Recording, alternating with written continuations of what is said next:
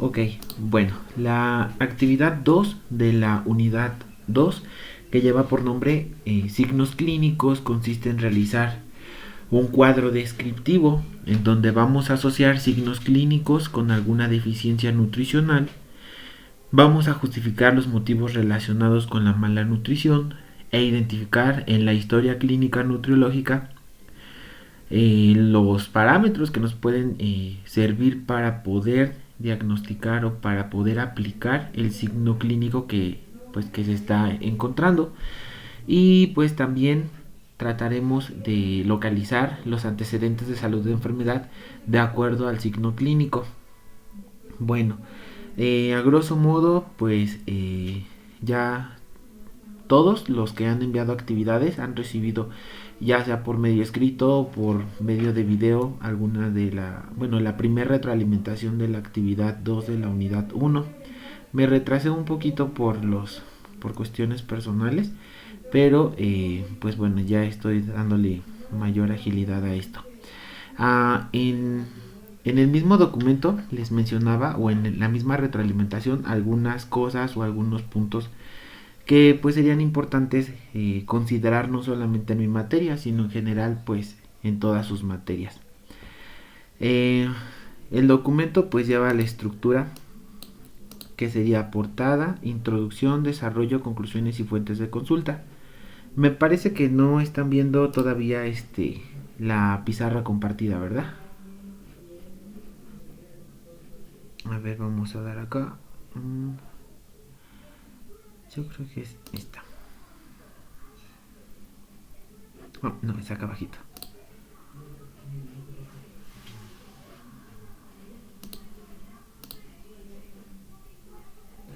Ok, me parece que ya la estamos compartiendo. Ya la pueden visualizar, ¿verdad? Hola Mardaisy, un favorzote, cuando tengan alguna duda, por favor activen el micrófono y háganla saber, porque bueno, a veces no estoy viendo la pantalla y pues no podemos, no puedo leer sus preguntas, ¿ok? Para que no las vayamos saltando. Pero dice, en cuestión de historial clínico se refiere a establecer cuáles serían los signos e identificar el déficit. Ok, bueno, creo que salió. Ok, aquí está. Sí, bueno, eso ahorita lo vamos a abordar. Entonces, como les mencionaba, es aquí. Los documentos en general pues llevan una portada. En la portada pues ya no hay gran ciencia. Hay que incluir todos los datos, el nombre del alumno, la materia, el grupo, el nombre de la actividad, nombre del docente, información en general para identificar. La portada pues tiene que ser un poquito vistosa. La introducción tiene por objetivo dos cosas. Uno es establecer un marco teórico del tema central de lo que se va a tratar en el trabajo. En este caso pues serían los signos clínicos. Entonces pudiéramos colocar algunas definiciones sobre qué es un signo clínico para comenzar a establecer pues ese marco teórico. También podemos abordar algunos de los componentes básicos de una historia clínica. Y pues también la introducción debe de servir como una carta de presentación de su trabajo, es decir, que van a realizar una investigación en determinadas páginas o artículos donde hablen sobre los signos clínicos y pues su relación con una mala nutrición o cuál es la deficiencia, y asimismo identificarán la información dentro de la historia clínica nutriológica para poder ya sea diagnosticar o aplicar el conocimiento sobre ese signo clínico, y también pues sobre los antecedentes de salud de enfermedad que se pueden considerar para ya sea un diagnóstico diferencial de ese signo clínico, como ahorita vamos a ver en el ejemplo que les hice. Y pues nada, ok, es una carta de presentación y eso lo pueden establecer en la introducción. Igual como les comentaba, la mayoría de las introducciones también utilizan citas en formato APA cuando se realizan algunas citas textuales. También hay que respetar eso, ok. En el desarrollo, pues bueno, ya va como tal el cuadro descriptivo, que ahorita vamos a ver un ejemplo. Y en las conclusiones, pues es abordar los conocimientos más importantes que ustedes consideren que obtuvieron a través de realizar esta actividad. Eh, Entre ello pues pueden colocar literalmente la emaciación. Es un signo clínico eh, básico para establecer un déficit energético o proteico en pacientes. Es decir, ¿qué es el aprendizaje más aplicado que pueden utilizar en su vida profesional? También pueden colocar en las conclusiones su punto de vista. Por ejemplo, si tienen el material suficiente, si es poco claro, si hay bibliografía reciente o si no lo es. Entonces también pueden aprovechar las conclusiones para ello. Y bueno, las fuentes de consulta. En general, pues eso es. La mayoría de las calificaciones, bueno, no la mayoría, sino todas las calificaciones en realidad que les he estado asignando, me baso más en el contenido, más que en si la portada está completa o si no. Entonces me baso más en eso, ¿no? En qué información incluyeron en su desarrollo del trabajo. De alguna forma en que en la introducción pues presente su trabajo. Pues ya han hecho muchas materias y pues muchas introducciones pues ya también las han hecho, ¿sabe? También soy conocedor que cada maestro pues establece sus propios criterios, pero bueno, en general sería eso, y en las conclusiones pues abordar qué es lo que ustedes se llevarían en su vida personal y profesional. Eso es lo que en mi opinión es más importante para ustedes, sobre todo porque la modalidad pues es autodidacta, pero muchas veces por ciertas cuestiones se desatiende un tanto pues esta parte. Um, las fuentes de consulta en general pues tienen que ser en lo recomendado, no mayor de 5 años de antigüedad. A veces es un tantito complicado porque pues no existe toda la información habida, ¿ok? Bueno, la tablita que van a realizar es una tabla chiquita, en realidad no es gran ciencia. Tampoco les pido como una super tabla. Aquí les estoy colocando dos ejemplos. Por ejemplo, el signo clínico, que sería de emaciación. Sí la pueden visualizar, ¿verdad?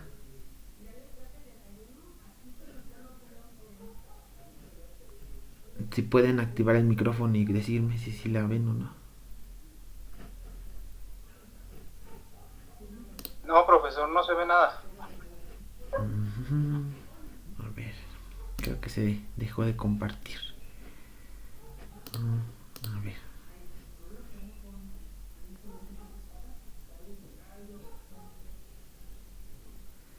Listo, ya se debe de ver mi pantalla.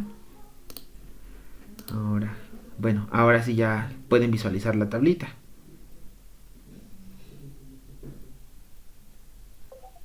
Y ya se ve. Ok, bueno, entonces es una tabla sencilla. Obviamente le pueden dar a ustedes el formato que más gusten, más colores, pues un poquito más de producción, como se le dice. En la primera columna podemos ver los signos clínicos. En este caso abordé emaciación y exantema. Buscando por internet encontré una página pues llamativa, que es esta, por ejemplo. Es del manual MSD. Pues es un libro o es información directamente para profesionales de la salud. Y aquí me cita algunos de los signos o síntomas pues más aplicados en nutrición e incluso la deficiencia de ello, ¿ok? Aquí, por ejemplo, de la piel me habla de exantema, exantemas en áreas expuestas al sol, formación de hematomas, el pelo fino, encanecimiento temprano, coiloniquia y pues demás. Esta se me hace una tablita práctica que pudieran incluir. Bueno, aquí coloqué en el primer signo, por ejemplo, emaciación, y bueno, coloqué una imagen de un niño pues que tiene una disminución importante de toda su masa muscular. Por aquí coloqué una pequeña definición que sería manifestación clínica de delgadez excesiva, generalmente causada por enfermedad o por falta de alimentación. ¿Cuál es la deficiencia nutricional o nutrimental en este signo clínico? Pues hay una deficiencia de energía y de proteínas. En la historia clínica, ¿qué es lo que podemos basarnos para poder diagnosticar esto, pues uno pues serían los recordatorios, por ejemplo, de 24 horas, de 72, frecuencia de alimentos. Pero bueno, es un signo que a simple vista se puede ver a través de una simple exploración física. Podemos abordar peso, talla, algunos pliegues, aunque bueno, en este caso pues hay mucha obviedad en que existe la emaciación. También podemos abordar estudios socioeconómicos para descifrar si esta enfermedad se debe a una causa externa o una causa interna. De ahí deriva la última columna, que es antecedentes de salud de enfermedad. Aquí habla sobre, en el caso de la emaciación, pues que existe una inanición, es decir, una falta de consumo de alimentos. Tenemos que descartar que existan enfermedades de tubo digestivos o algunos trastornos psiquiátricos como anorexia o bulimia. El ejemplo de la imagen pues va orientado a una persona que obviamente no está comiendo pues por cuestiones socioculturales, pero también se puede presentar por ejemplo en la industria del modelaje, donde las personas generalmente son anoréxicas y una gran parte pues también presentan bulimia. Y pues bueno, ese sería el primer signo clínico. El segundo signo clínico sería exantema, ¿no? Que se define como área de la piel que cambia de textura o color y a veces se ve inflamada o irritada. También es posible que la piel esté enrojecida, caliente, escamosa, dispareja, seca, hinchada y que se produzca comezón o dolor. Eso sería pues la definición de exantema. Una pequeña imagen. Alguna deficiencia nutricional asociada es a vitaminas A, E y C, al zinc y ácidos grasos esenciales como puede ser el omega 3 y el omega 6. Los precursores de estos ácidos grasos esenciales son el ácido alfa-linoleico y el ácido linoleico. ¿Por qué se le llaman ácidos grasos esenciales? Porque va a sonar un poquito obvio, pero bueno, porque es esencial que el cuerpo los pueda consumir, ya que él mismo no los puede sintetizar. Entonces, por eso es esencial que lo coma para que esté presente dentro del organismo. En la historia clínico-nutricional, para poder diagnosticar o poder visualizar o darle un campo de aplicación al exantema, se necesita una exploración física, también un interrogatorio clínico y evaluar antecedentes personales patológicos. Recuerden cuáles son los componentes de una historia clínica. Una de sus compañeras me envió un mensaje que se me hizo bastante muy explicativo. A ver, aquí está. Es el mensaje de...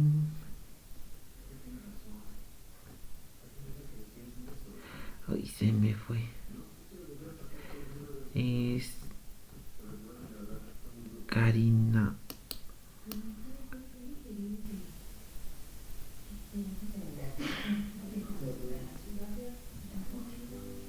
Ok, a ver. Uy, bueno, no lo encuentro. Pero en el mensaje ella me explica sobre pues los componentes que son de la historia clínica. Recuerden que la historia clínica pues lleva una ficha de identificación, los antecedentes personales patológicos, los personales no patológicos, algunas historias llevan historia ginecológica o ginecobstétrica o androgénica en el caso pues de los hombres. Y así van por apartados como tal. Entonces, ¿en qué apartados ustedes pudieran considerar que pueden darse cuenta de que existe este problema de exantema? Por ejemplo, cuando estamos haciendo el interrogatorio por aparatos y sistemas, pues le preguntamos al paciente, ¿en su piel usted tiene alguna lesión, resequedad, presencia de alguna lesión tipo hongo, cambios en la coloración, granitos? De alguna manera utilizamos una jerga o un lenguaje que el paciente nos pueda comprender para que él mismo nos oriente. Ah, ¿sabes qué? Sí, en la axila tengo un granito. O en toda la piel me salen ronchitas cada que me pica un mosco. Qué sé yo, ¿ok?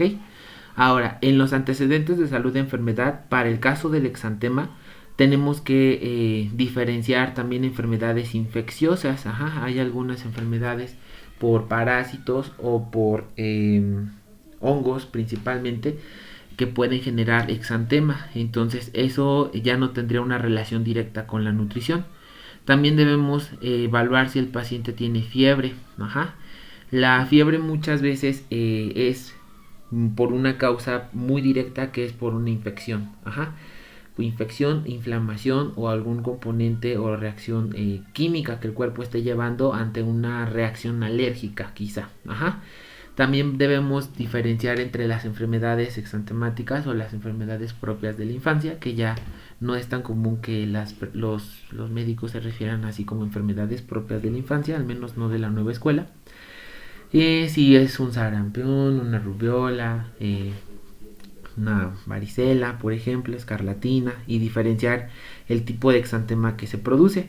O si por otro lado es una dermatitis alérgica, ajá, puede ser igual picadura de insecto, alergia al polen, al agua incluso, y pues algunos otros componentes. A grosso modo es lo que se esperaría que hicieran en la actividad. En la tabla en realidad no representa cosa del otro mundo.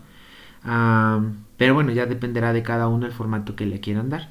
No sé si tienen alguna duda del momento.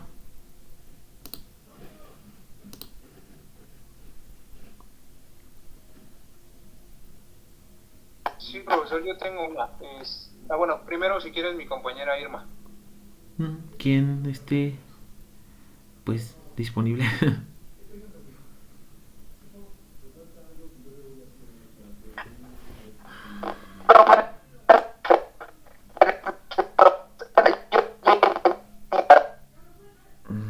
Se corta mucho el audio.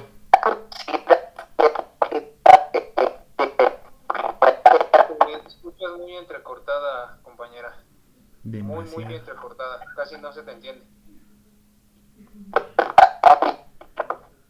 Oh, bueno. Si pudieras escribirlo mejor, Irma, y pues ya lo vamos leyendo, porque se escucha mucho, muy entrecortado. Bueno, en lo que Irma está redactando su pregunta, Fernando me parece tenía una pregunta también. Y yo tengo una pregunta, profesor. Conforme a la tabla que presentas, por, un signo clínico, ¿no?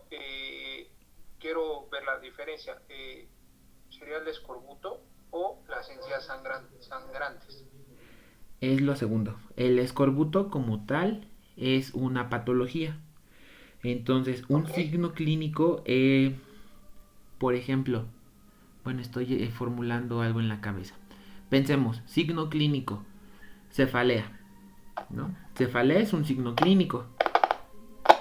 A ver, en este caso, Irma, si pudiera desactivar un poquito el micrófono.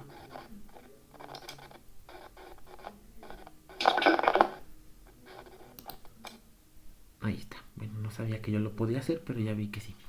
Sí, retomo. Cefalea. La cefalea es un signo clínico, pero la causa de la cefalea pueden ser muchísimas.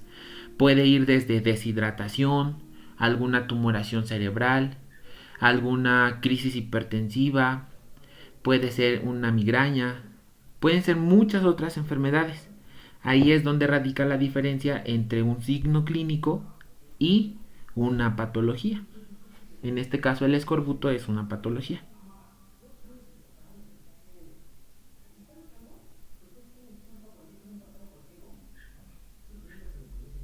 Ok, Fernando, ¿alguna otra cosa?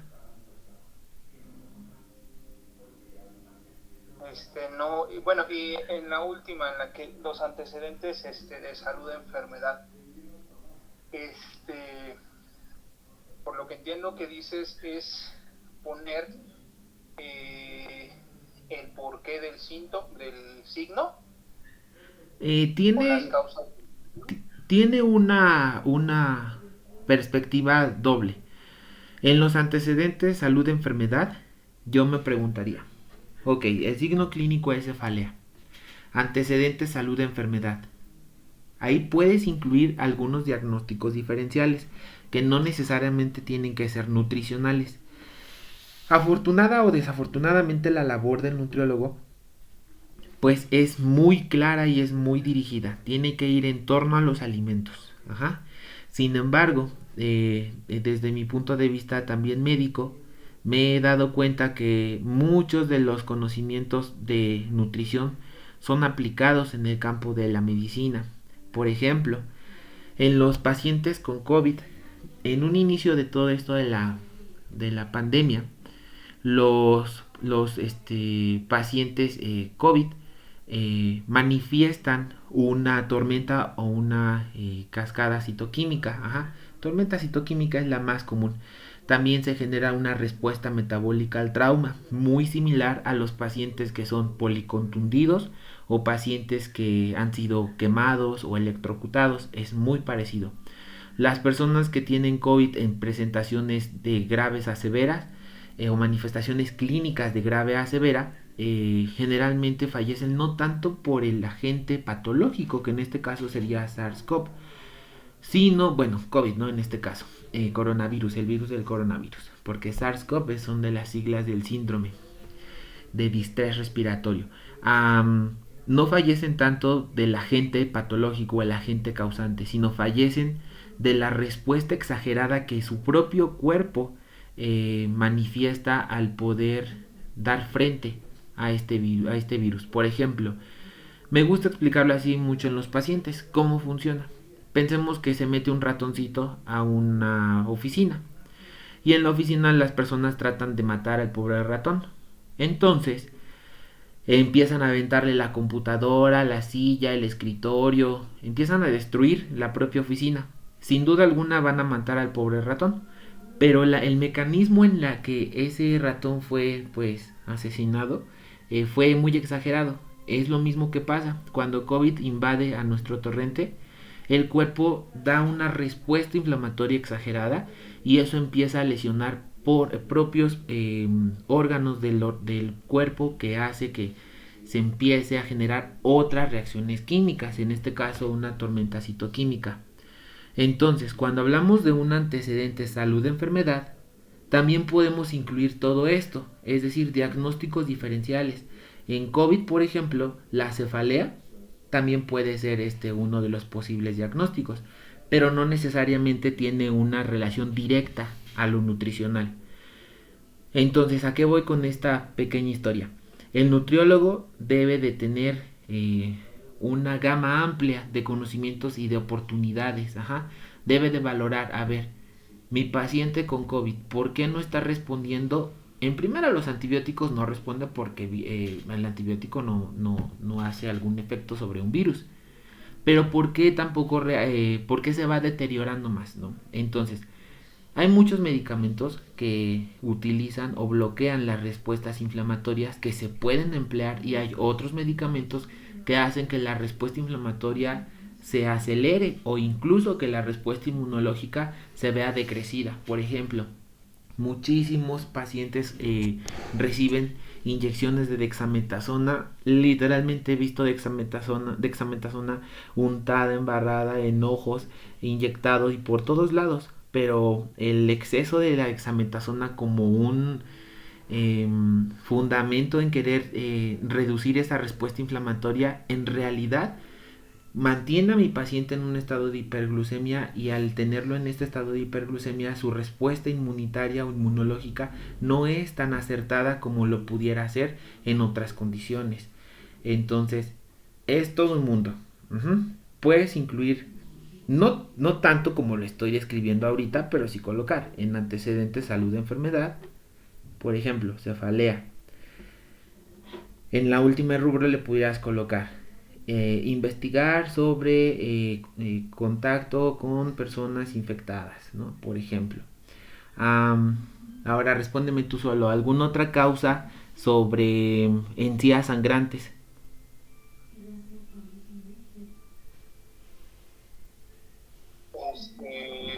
No sé, deficiencia de vitamina C o no sé, Exacto, ¿cómo se bueno, dice? de la... Sarro demasiados, bueno, exceso de sarro en los dientes, ¿es algo así? Algo parecido. Por ejemplo, en la parte donde dice deficiencia, ahí va sí o sí todo lo nutricional. La deficiencia de vitamina C tendría que ir ahí, sin duda alguna. Y en los antecedentes patológicos podemos colocar mala higiene dental, por ejemplo. Um, ¿Qué otra cosa pudiera ser? Depósitos de placa dental en exceso. Alguna otra limpieza exagerada, porque también las personas que tienden a utilizar demasiado el hilo dental o demasiado la pasta también llegan a inflamar sus propias encías y ellos mismos se hacen lesiones.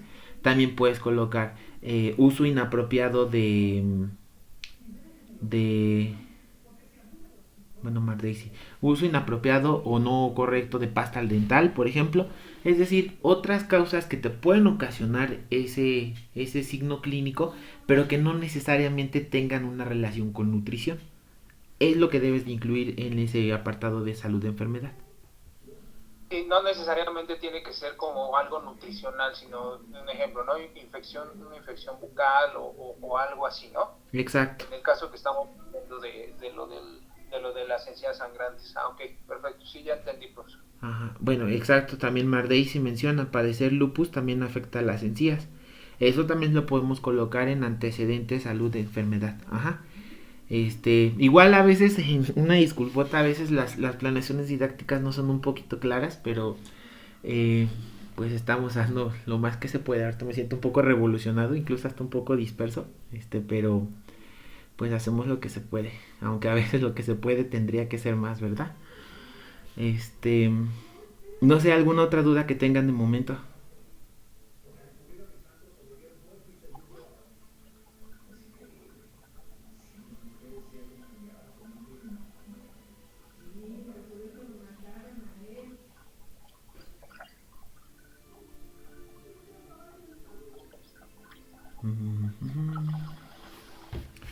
Bueno, me parece que de momento no Creo tiene. que eso me explicaste, compañera Irma. Sí, profesor, otra pregunta. ¿Cuántos, eh, cuántos signos requieren o los que sean posibles o hay algún mínimo, hay un máximo? Pues en realidad, eh, yo soy fiel creyente que no siempre una cantidad específica quiere decir que sea lo mejor, ni tampoco 100 páginas quiere decir que sea lo mejor.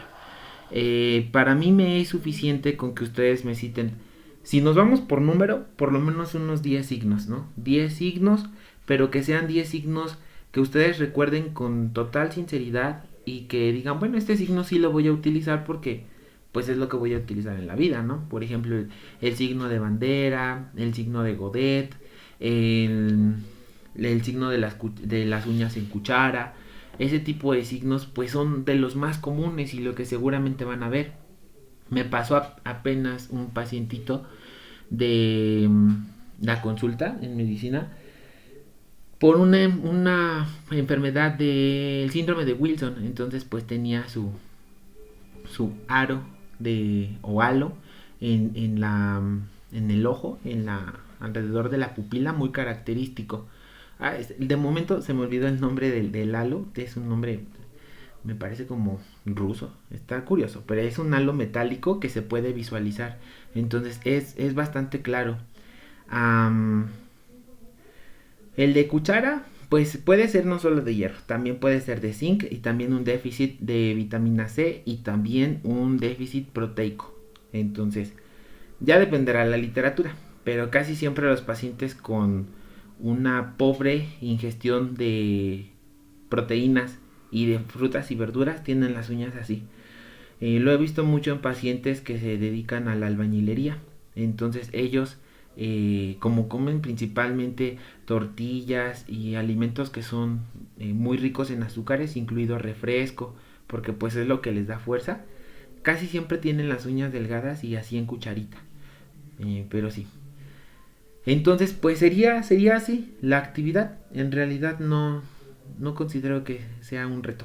Ajá, en cuanto a así por mucho, ¿no? Pero pues siento que es muy útil. ¿Alguna otra duda?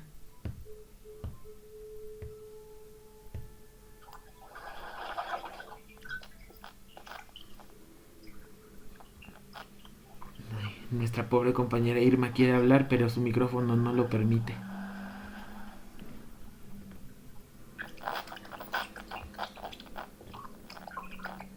Se escucha como una cadenita.